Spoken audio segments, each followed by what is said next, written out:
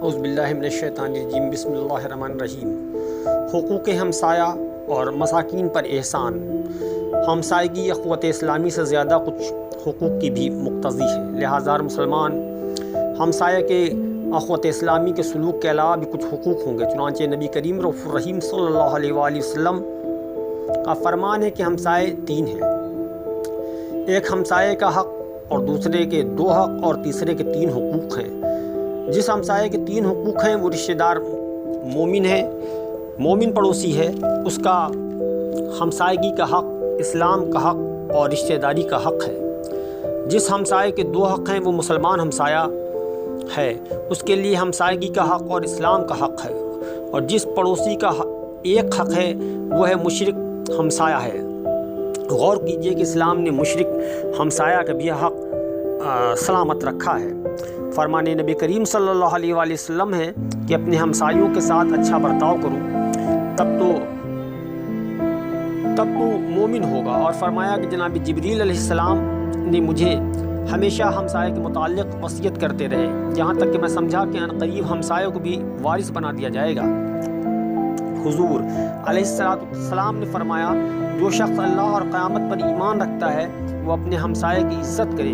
مزید فرمایا کہ بندہ اس وقت تک مسلمان نہیں ہوتا جب تک اس کا ہمسایہ اس کی آفتوں سے محفوظ نہ ہو۔ اور ایک اور فرمان ہے کہ قیامت کے دن سب سے پہلا جھگڑا کرنے والے دو ہمسایہ ہوں گے، اور ارشاد فرمایا کہ جب تو نے ہمسائے کے کتے کو مارا تو گویا تو نے ہمسایہ کو تکلیف دی۔ مروی ہے کہ ایک آدمی نے حضرت ابن مسعود رضی اللہ تعالیٰ عنہ سے آ کر کہا کہ میرا ایک ہمسایہ ہے جو مجھے تکلیف دیتا ہے، گالیاں دیتا ہے اور تنگ کرتا ہے۔ آپ نے سن کر فرمایا جاؤ، اگر وہ تمہارے متعلق اللہ تبارک و تعالیٰ کی نافرمانی کرتا ہے تو تم اس کے بارے میں اللہ کی اطاعت کرو۔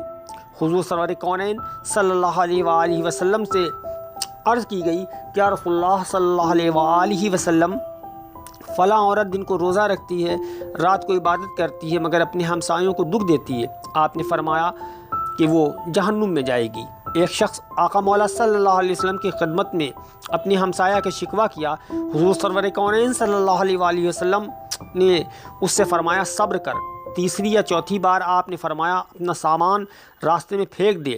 راوی کہتے ہیں کہ لوگوں نے جب اس کے سامان کو باہر راستے پر پڑا دیکھا تو پوچھا کیا بات ہے؟ اس نے کہا مجھے ہمسایہ ستاتا ہے۔ لوگ وہاں سے گزرتے رہے، پوچھتے رہے اور کہتے رہے اللہ تعالیٰ اس ہمسایہ پر لعنت کرے۔ جب اس ہمسائے نے بات سنی تو آیا، اس سے کہا اپنا سامان واپس لے آؤ، بخدا میں پھر تمہیں کبھی تکلیف نہیں دوں گا۔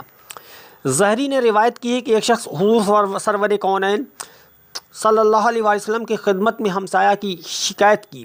حضور سرور کونین صلی اللہ علیہ وآلہ وسلم نے حکم فرمایا کہ مسجد کے دروازے پر کھڑے ہو کر یہ اعلان کر دو کہ ساتھ کے 40 گھر ہمسائیگی میں داخل ہیں، 40 ادھر اور 40 ادھر، اور چاروں سمتوں کی طرف اشارہ فرمایا۔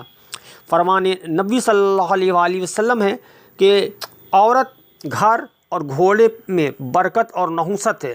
عورت کی برکت تھوڑا مہر، آسان نکاح اور اس کا حسن خلق والا ہونا ہے۔ اس کی نحوست بھاری مہر، مشکل نکاح اور بدخلقی ہے۔ گھر کی برکت اس کا کھلا ہونا اور اس کے ہمسایوں کا اچھا ہونا ہے۔ اس کی نحوست اس کا تنگ ہونا اور اس کے ہمسایوں کا برا ہونا ہے۔ گھوڑے کی برکت اس کی فرما برداری اور اچھی عادتیں ہیں، اور اس کی نحوست اس کی بری عادتیں اور سوار نہ ہونے دینا ہے۔ اللہم صلی علی سیدنا مولانا محمد الجود والکرم وآلہ